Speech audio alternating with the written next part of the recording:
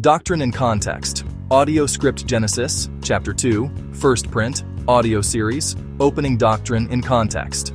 Book 1 of 66, Genesis, Chapter 2. Genesis Chapter 2. Read aloud. Thus the heavens and the earth were finished, and all the host of them. Creation is complete, nothing remains unfinished. And on the seventh day God finished his work that he had done, and he rested on the seventh day from all his work that he had done. God rests, not from exhaustion, but from completion. So God blessed the seventh day and made it holy, because on it God rested from all his work that he had done in creation. Time itself is set apart by God. These are the generations of the heavens and the earth when they were created, in the day that Jehovah Elohim made the earth and the heavens. Here the covenant name Jehovah is introduced. God is no longer revealed only as creator, but as relational Lord. When no bush of the field was yet in the land, and no small plant of the field had yet sprung up, for Jehovah Elohim had not caused it to rain on the land, and there was no man to work the ground. Provision precedes labor, and a mist was going up from the land and was watering the whole face of the ground. God sustains what he has made.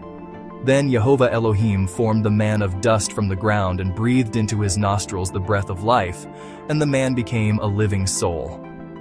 Man is formed, not spoken into existence.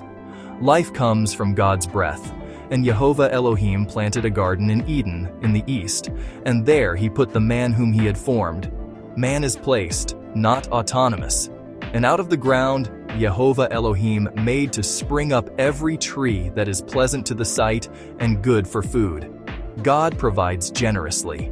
The tree of life was in the midst of the garden, and the tree of the knowledge of good and evil. Life and obedience stand together. A river flowed out of Eden to water the garden, and there it divided and became 4 rivers. Provision flows outward from God's presence. The name of the first is the Pishon, the name of the second river is the Gihon, and the name of the third river is the Tigris, and the fourth river is the Euphrates. Eden is presented as a real place within creation. Jehovah Elohim took the man and put him in the Garden of Eden to work it and keep it.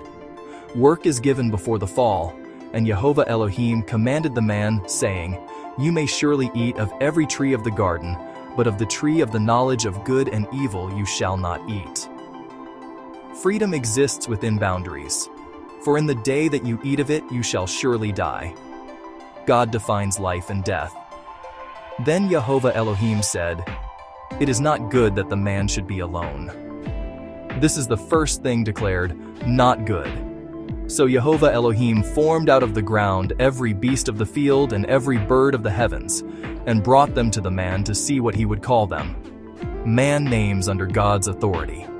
But for Adam there was not found a helper fit for him. Creation is ordered with intention. So Jehovah Elohim caused a deep sleep to fall upon the man. Woman is formed from man, not from the ground. Then the man said, "This at last is bone of my bones and flesh of my flesh." Recognition precedes union. Therefore a man shall leave his father and his mother and hold fast to his wife, and they shall become one flesh. Marriage is established by God, not culture. And the man and his wife were both naked and were not ashamed. There is no sin, no fear, no corruption.